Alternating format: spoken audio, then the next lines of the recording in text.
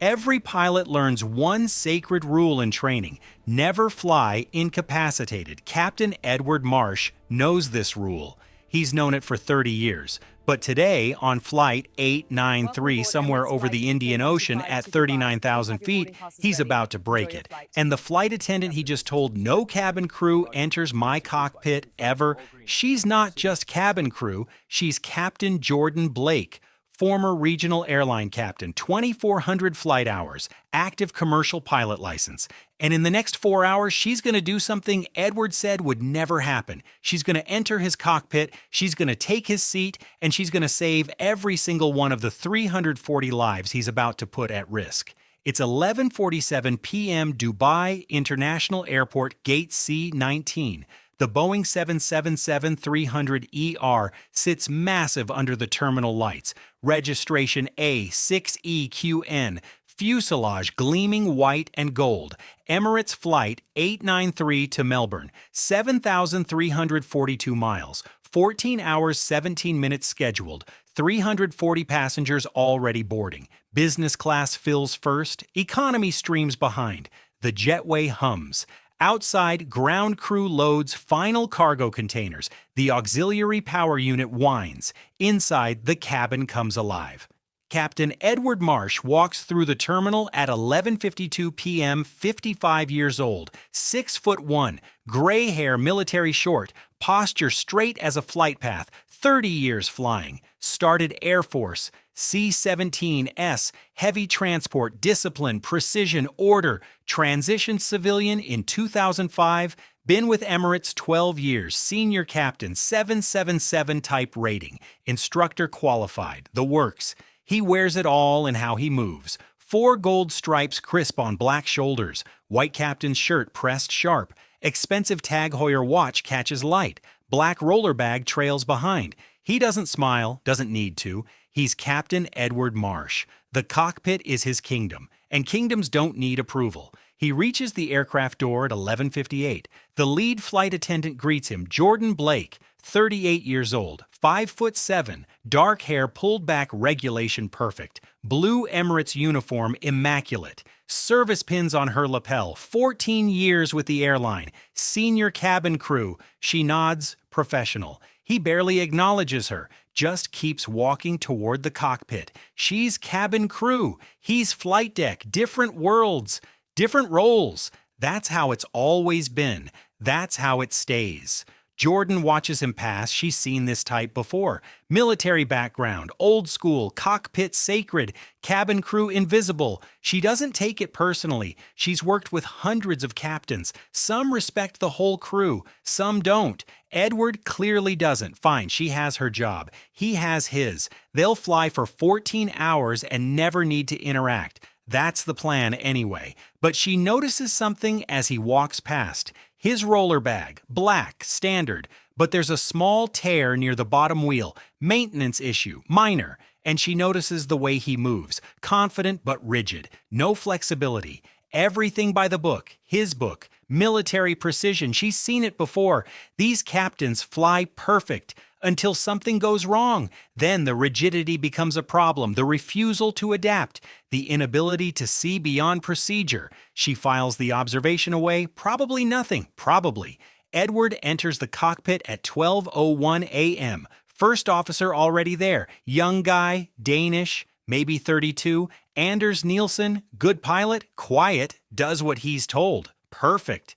Edward settles into the left seat. Home, this is where he belongs. 17,000 hours in this seat. This exact aircraft type. He knows every switch, every button, every system. He's flown through typhoons, electrical failures, hydraulic problems, medical emergencies in the cabin. Nothing rattles him. Nothing ever has. The cockpit door stands open during boarding. Policy. But Edward doesn't like it. The cockpit is flight deck territory. Passengers shouldn't see in. Cabin crew shouldn't casually enter. It's a sacred space. Flying isn't a democracy. It's a hierarchy. Captain at top, first officer below, then ground crew, then cabin crew, then passengers. Order matters. Discipline matters. Respect the chain of command. At 12:14 a.m., Jordan appears at the cockpit door, professional, polite. She needs to discuss the cabin safety briefing, standard coordination, every flight. Flight deck needs to know cabin readiness. She steps to the threshold, doesn't enter, just stands at the door. Edward looks up. His expression hardens. She's at his cockpit door, his space. He tells her, make it quick. She starts to explain the briefing plan. 340 passengers, full flight, extra crew and back, medical supplies checked, everything standard. But she mentions one thing, the cockpit door procedure. If there's an emergency and cabin crew needs access, the protocol. Just confirming he knows it. His face changes, cold, hard. His exact words cut through the pre-flight noise. No cabin crew enters my cockpit, ever. Not during flight, not during emergency, not ever. The flight deck is his domain. Cabin crew stays in the cabin. That's the rule, his rule. She can coordinate through the intercom. She can knock if there's emergency, but she doesn't enter. Clear? Jordan's expression doesn't change. Professional, calm. She simply nods. Understood, Captain. No problem. She'll coordinate via intercom. She backs away from the door, returns to the cabin. Edward watches her go. Good. Boundary established. Respect the hierarchy. That's how it works. But what Edward doesn't see is the look in Jordan's eyes as she walks away. Not anger, not offense. Something else. Recognition. She's seen this before. Captains who build walls, who can't adapt, who think the title makes them infallible. It doesn't. She knows that better than anyone. Because Jordan Blake isn't just senior cabin crew. She's not just a flight attendant with 14 years experience. She's a captain herself, or was. She started flying in 2008. Flight school, commercial license, built hours instructing, got hired by a regional airline in 2012, first officer, then captain. Embraer 175s, 76 passengers, short hops, Dallas to Tulsa, Houston to Little Rock. Good airline, good equipment. She flew for 6 years, 2,400 flight hours, clean record, loved it.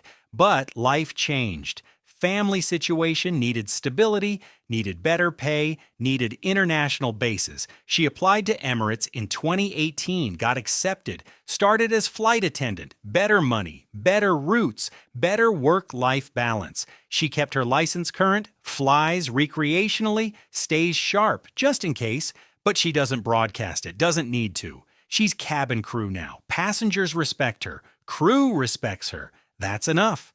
The pilots? Most of them treat cabin crew like waiters in the sky. She doesn't fight it, not worth it. She does her job, she does it well, that's all that matters, except tonight. Tonight she noticed something. The catering, the crew meals. Both pilots ordered the same entree, chicken biryani, from the same batch, same supplier. Dubai catering can be hit or miss, usually fine.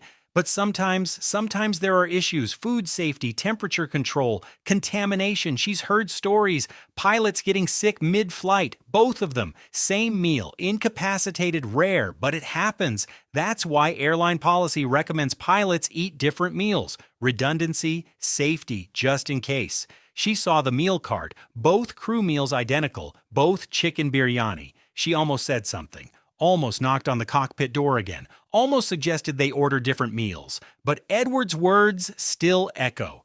No cabin crew enters my cockpit, ever. He wouldn't listen, wouldn't care. She's just cabin crew. What does she know about flight deck protocol? Nothing in his mind, so she let it go. Probably fine. Probably nothing. They'll eat. They'll fly. They'll land in Melbourne 14 hours from now, no problem. But as the boarding door closes at 12:41 a.m., as the jetway pulls back, as the 777's engines spool up and the aircraft pushes back from gate C-19, Jordan Blake stands in the forward galley and watches the cockpit door. Locked now, secured, impenetrable. Edward's sacred space, his kingdom, his rules, and somewhere in the back of her mind, a quiet voice whispers, what if something goes wrong? What if they need help? What if the person who can help is the person he just locked out? She pushes the thought away, does her safety demonstration, checks passenger seatbelts, prepares for takeoff. Flight 893 lifts off Dubai runway 12L at 1:08 a.m., climbs into the dark Arabian night. 340 passengers, 17 crew, 2 pilots. One of them just made a rule that might kill them all, and one flight attendant who might be the only person who can save them. But Edward doesn't know that. And in 3 hours, when everything starts to fall apart, when the medical emergency he never saw coming hits the flight deck like a hammer, when the cockpit door he swore would never open becomes the only thing between survival and disaster, he's going to learn something. Rank doesn't matter. Experience doesn't matter. Pride doesn't matter. Only competence matters. Only skill matters. Only having the right person in the right seat at the right time matters. And tonight, the right person is the one he dismissed, the one he locked out, the one he told never to enter his cockpit, the one who's about to enter anyway, because she's not just cabin crew, she's a captain.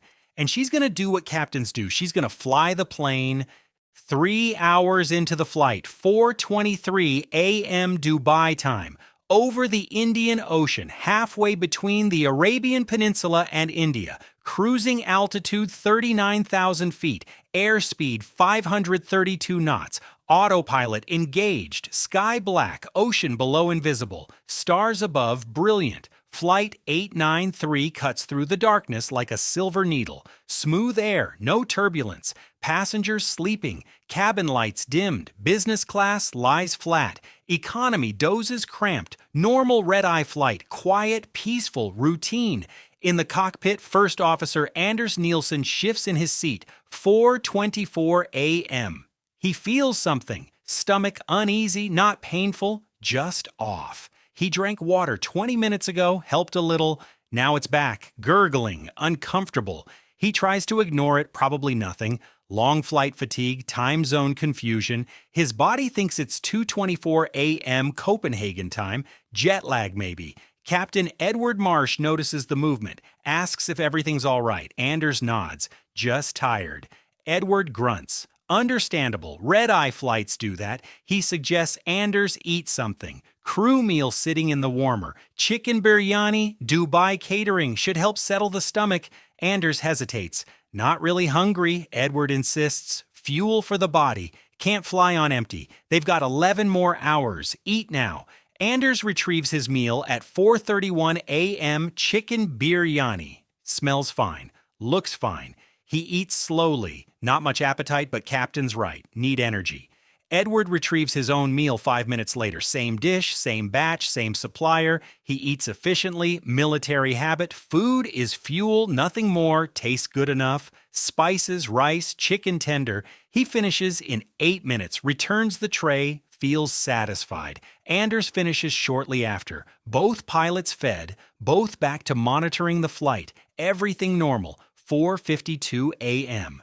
Anders shifts again, stomach worse now, definitely worse. Cramping, sharp. He grimaces. Edward notices, asks again if he's all right. Anders admits the stomach pain, getting bad. Edward frowns. Probably ate too fast, should settle. Drink more water. Anders doesn't help. Pain increasing. He's sweating now, face pale. Edward tells him to use the lavatory, work it out. Anders unbuckles, stands, unsteady, makes his way to the small flight deck lavatory, closes the door. Edward monitors the instruments alone. Everything nominal. Autopilot holding altitude, course perfect, fuel consumption on target, weather ahead clear. He's flown thousands of hours solo monitoring like this. First officers come and go, bathroom breaks, meals, rest periods on long flights. The aircraft practically flies itself, modern aviation. He barely needs to do anything, just watch, make sure nothing breaks. If something does, he'll handle it. 30 years experience, he's seen everything. 5:01 a.m. Anders hasn't returned. Edward notices. 9 minutes in the lavatory, long time. He's about to call out when Anders emerges, looks terrible. Face gray, sweating heavily, shaking. He stumbles back to his seat, buckles in, tells Edward it's bad, really bad, nausea, cramping, diarrhea, classic food poisoning symptoms. Edward's expression hardens. Food poisoning? From what? They ate the same meal. He feels fine. Anders must have weak stomach, pre-existing conditions, stress maybe. Edward tells him to hydrate, stay in the seat. They'll monitor. If it gets worse, they'll call a doctor in the cabin. 5:08 a.m. Edward feels it. Subtle at first. Stomach gurgle, then cramping. Low, deep. He shifts, ignores it. Probably sympathetic response, seeing Anders' sick, mind playing tricks, but it intensifies sharp pain. His gut twists, sweat beads on his forehead. No, this isn't sympathetic. This is real. He feels the nausea rising, the cramping spreading, his body going into distress, the exact same symptoms, same timeline, 20 minutes after eating, both of them, same meal. The realization hits like turbulence, food poisoning, both pilots, same contaminated batch, chicken biryani, Dubai catering, both ate it, both sick, both getting worse. Standard airline protocol exists for exactly this reason. Pilots eat different meals, redundancy, safety, prevent exactly this scenario, but Edward ordered the same meal. Anders followed. Now they're both compromised, both incapacitated, both unable to fly. 5:14 a.m. Anders vomits into a bag, violent, painful. Edward feels his own nausea spiking. He grips the armrest, fights it down. He's the captain, can't show weakness, can't panic, but his body doesn't care about rank. The poison works regardless. His stomach revolts. He reaches for his own bag, barely makes it, vomits hard, once, twice, 3 times. The cramping intensifies. His vision swims. This is bad. This is very bad. In the cabin, Jordan Blake walks the aisle. 5:16 a.m. routine check. Passengers sleeping, everything quiet. She reaches the forward galley. Another flight attendant there, Sarah, Australian, been with Emirates 6 years. Sarah mentions she heard sounds from the cockpit, retching, vomiting through the door. Jordan's expression sharpens. She moves to the cockpit door, listens, hears it. Unmistakable, someone's sick, very sick. She picks up the intercom, calls the flight deck, no answer, tries again. Still nothing. Third attempt. Finally, Edward's voice strained, weak. He tells her everything's fine, just minor stomach issue, under control. Don't worry about it. Jordan doesn't believe him. She's heard sick pilots before. This sounds worse than minor. She asks if they need medical assistance. Passenger who's a doctor maybe. Edward's voice hardens even through the pain. No cabin crew needed. Flight deck handles flight deck business. She's to remain in the cabin, do her job, let him do his. The line cuts. Jordan stands at the door, every instinct screaming something's very wrong, but she has no authority, no access, no way to help. Edward locked her out, literally and metaphorically. 5:24 a.m. Both pilots deteriorating fast. Anders barely conscious, slumped in his seat, moaning, vomiting repeatedly, severe dehydration, shock setting in. Edward not much better, fighting to stay alert, vision blurring, hands shaking, body shutting down. The aircraft still flies, autopilot engaged, course locked, altitude stable, but autopilot can't land. Autopilot can't handle emergencies. Autopilot needs human oversight, and the humans are failing. Edward knows what he should do. Call ATC. Declare medical emergency. Request priority landing. Divert to nearest airport. Mumbai maybe. 2 hours. Get on the ground. Get medical help. Standard procedure. But his pride fights it. His ego. Declaring emergency means admitting failure. Admitting he made a mistake, same meal, food poisoning, violated basic protocol, his career, his reputation, 30 years spotless. This would destroy it. Maybe he can tough it out, ride it through. Mumbai's 2 hours. He's endured worse. Military training, pain tolerance, mind over body. He can make it.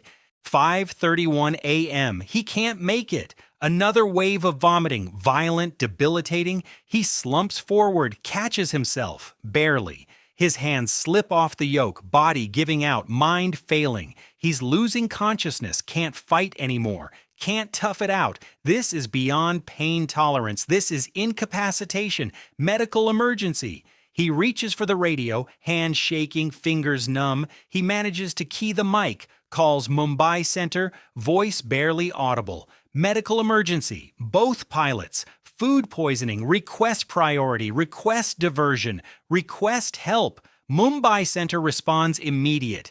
Emergency declared. Routing to nearest suitable airport, Singapore Changi, 90 minutes. Medical team standing by.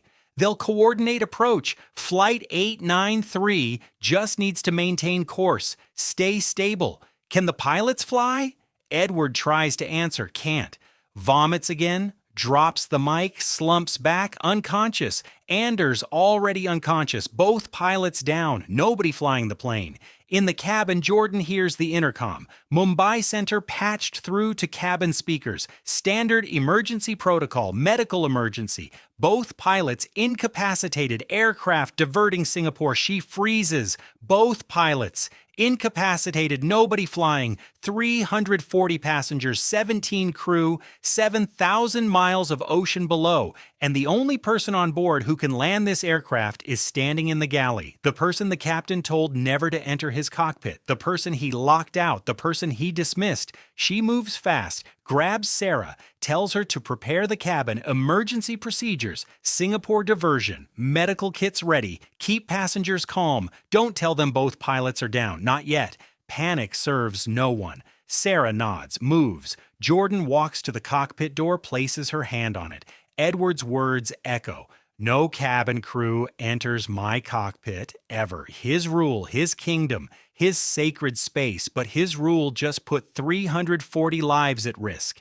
And his sacred space needs someone who can fly, someone qualified, someone current, someone like her. She picks up the intercom, calls Mumbai Center direct, identifies herself, senior flight attendant Jordan Blake. She tells them what they need to hear, what Edward never wanted anyone to know. She's a pilot, commercial license current, 2,400 hours, type rated on regional jets, can handle a 777 with guidance. She can land this plane, she can save everyone, but she needs them to unlock the cockpit door from ground protocol. Emergency override. She needs access to Edward's sacred space, the space he swore she'd never enter. She's about to enter it anyway, because being a captain isn't about rank. It's about doing what needs to be done. And what needs to be done right now is save this flight. And the person who can do that is her.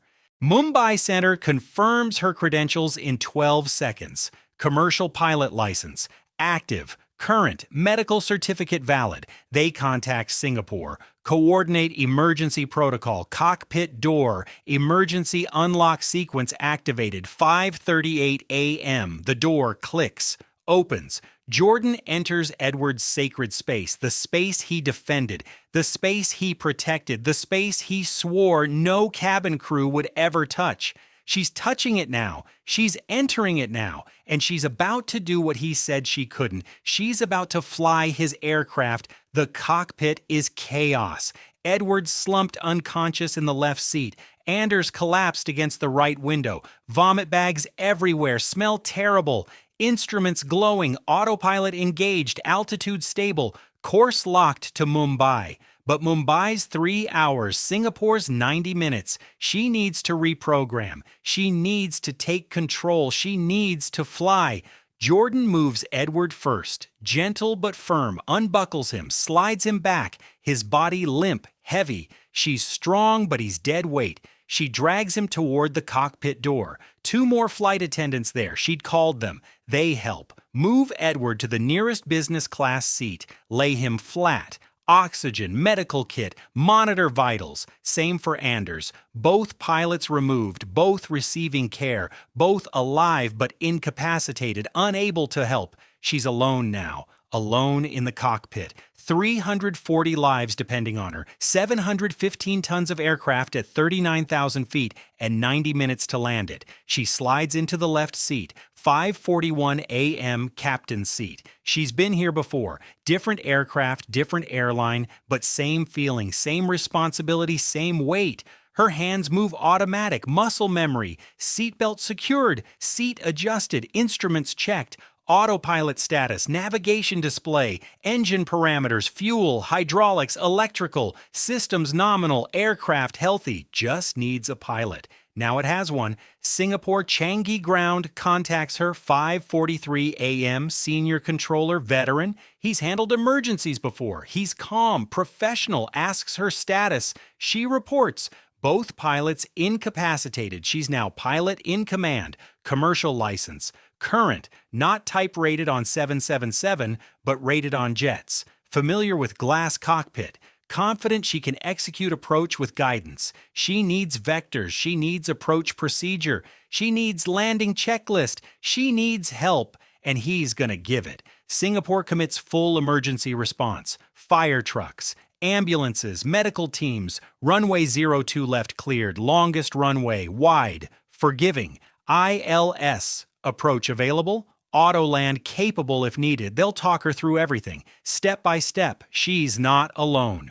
Jordan feels the weight lift slightly. Support, guidance, partnership. This is what Edward never understood. Flying isn't about being alone. It's about the team, ground crew, air traffic control, cabin crew, everyone working together. Hierarchy matters less than competence. Rank matters less than skill. Pride matters less than getting everyone home safe. 5:49 a.m. She disengages autopilot, takes manual control. Her hands on the yoke, smooth, steady. The 777 responds. Heavy, powerful. Different from the Embraer 175 she flew years ago, that aircraft held 76 people. This holds 340. That aircraft weighed 90,000 pounds. This weighs 715 tons. But the principles are the same. Lift, thrust, drag, weight. Physics doesn't change with size. Skill doesn't change with aircraft type.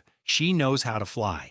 The 777 just gives her more to work with. Singapore vectors her southwest, direct to Changi. She programs the flight management system, waypoints, altitude restrictions, descent profile. The computer accepts her inputs. Course corrects. The aircraft banks gentle, turns towards Singapore. On profile, on speed, perfect. She monitors the descent, watches airspeed, watches altitude, watches fuel, everything nominal. The 777 flies beautifully. Stable, responsive, almost forgiving. Good aircraft for an emergency landing. Could be worse. Could be hand-flying an old analog jet. This is modern, digital. The computers help. She lets them. 6:04 a.m., descending through 35,000 feet. Singapore 120 miles ahead, weather clear. Visibility unlimited, runway in sight on the display. She starts the approach briefing, reads it aloud even though she's alone. Habit, procedure, discipline, runway 02 left. ILS approach, minimums 200 feet. Auto land armed as backup. Go around procedure reviewed. Missed approach briefed. She's ready. Every step planned. Every contingency covered. This is what training does. This is what experience does. Preparation meets opportunity. In the cabin, passengers know something's wrong. Flight attendants moving fast. Medical kits out. Business class seats occupied by crew. Whispers spread. The flight diverted. Emergency. Someone's sick. Pilots maybe. Fear builds. Jordan makes an announcement. 6:12 a.m. Her voice calm, professional, authoritative. She tells them the truth. Both pilots are ill, food poisoning. She's a qualified pilot, commercial license. She's taken command. They're diverting to Singapore, landing in 40 minutes. Everything is under control. Fire trucks are precautionary, standard procedure. Everyone will be safe. Trust her. Stay calm. Prepare for landing. The cabin settles slightly. A pilot's voice. Calm, confident, competent. They trust it. They have to. No other choice. 340 passengers, 17 crew, all depending on the person Edward said wasn't qualified to enter the cockpit. The person he dismissed, the person he underestimated, the person now flying them home. 6:18 a.m., descending through 10,000 feet, Singapore visible ahead, city lights, coastline, Changi Airport, runway lights brilliant against the dawn. She configures the aircraft, flaps 15, slats extended, landing gear down, 3 green lights, locked, speed brakes armed, final approach, speed calculated, 162 knots. She's on profile, on glide slope. Localizer centered, perfect approach. The 777 tracks like it's on rails. Autopilot could do this, but she's hand flying, proving something. To herself maybe, to Edward definitely. She's not just cabin crew, she's a captain, and she's flying this approach manually because she can. 6:24 a.m. final approach, 3 miles out, flaps 30, full landing configuration, speed on target, sync rate 700 feet per minute, glide slope perfect, centerline perfect. The runway grows, bigger, wider. She can see the fire trucks, 20 of them, lining the taxiway, lights flashing, foam ready. Emergency crews watching, waiting, praying she makes it. She will. She knows she will. This is what she's trained for, what she's built for. This moment, 1 mile, 500 feet. She calls for final checklist. No first officer to respond. She does it herself. Landing checklist complete. Seatbelts fastened, cabin secured, approach stable, cleared to land. Singapore Tower confirms. Fire crews ready. Runway yours. Bring it home, Captain. Captain. They called her Captain, not flight attendant, not cabin crew. Captain, because that's what she is. That's what she's always been. The uniform doesn't define the pilot, the license does, the skill does, the moment does. 50 feet, throttles to idle, flare. The 777's nose lifts, smooth, gentle. Main gear kisses the runway. 6:26 a.m. Touchdown perfect. Reversers deploy, brakes engage. The massive aircraft decelerates, smooth, controlled. Centerline perfect, speed bleeding, slowing. 30 knots, 20, 10, full stop. Runway 02 left. Singapore Changi Airport, Flight 893, landed safe. Every single person alive. 340 passengers, 17 crew, 2 incapacitated pilots, 1 flight attendant who just became a captain again. The cabin erupts, applause, cheers, tears, relief. Passengers standing, clapping, crying. They know what just happened. They know how close they came. They know who saved them. Jordan Blake. The flight attendant, the captain, the pilot Edward said would never enter his cockpit. She entered it, she flew it, she landed it, she saved them all. Fire trucks surround the aircraft, medics board immediate. Edward and Anders removed on stretchers, both conscious now but weak. Severe dehydration, food poisoning confirmed, hospital bound. They'll recover physically. But Edward's career? That's another question. Jordan stays in the cockpit. Completes shutdown checklist. Every switch, every system, by the book, professional to the end. When she finally stands, when she finally exits the cockpit, when she walks into the cabin, the passengers give her a standing ovation. 340 people, all alive because of her, all safe because she had the skill Edward dismissed, the training he ignored, the competence he underestimated. 3 months later, Captain Edward Marsh sits in a conference room, Emirates headquarters, Dubai, investigative board, 3 senior captains, 2 company executives, 1 FAA liaison. They've reviewed the incident. Flight 893. Both pilots incapacitated, food poisoning, same meal, violation of basic protocol. Pilots should eat different meals.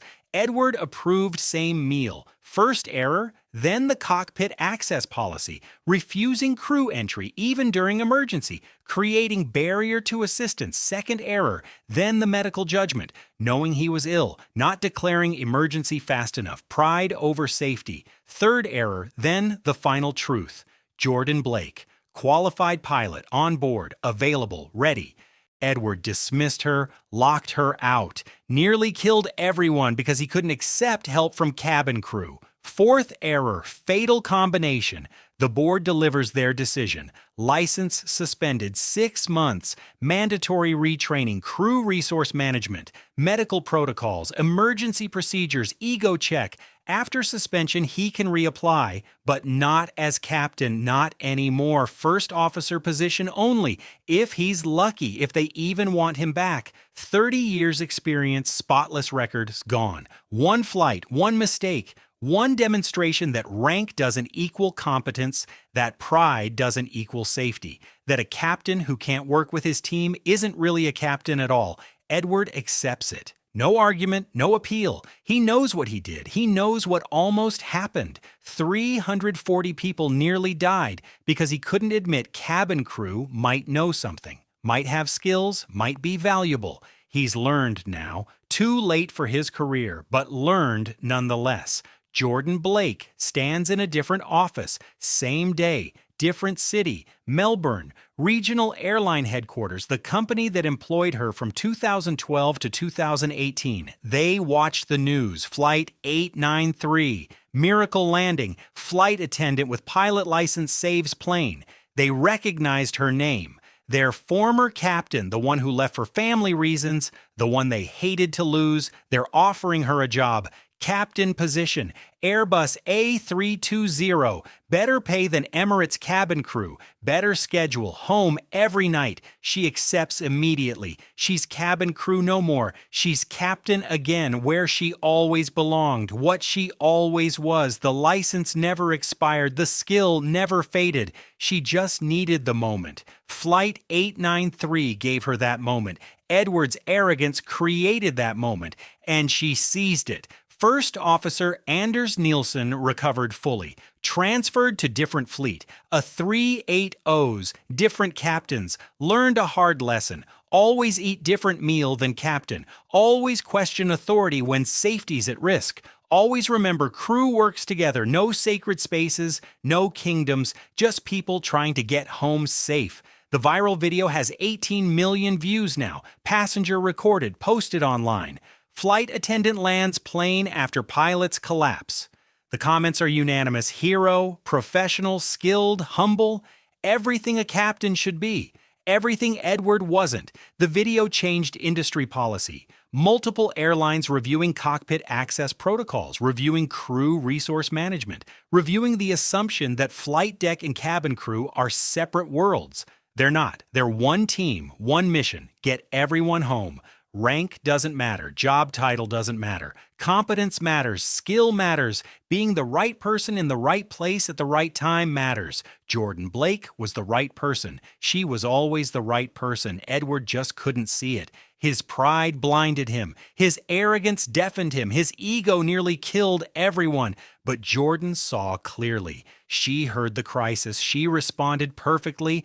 And 340 people are alive because the flight attendant Edward dismissed was actually the captain they needed. The lesson is written now in investigation reports, in industry bulletins, in training materials worldwide. Never underestimate anyone. Never assume job title equals ability. Never let pride override safety. Never lock out the people who might save you. And never ever tell someone they can't do something when you haven't seen their license.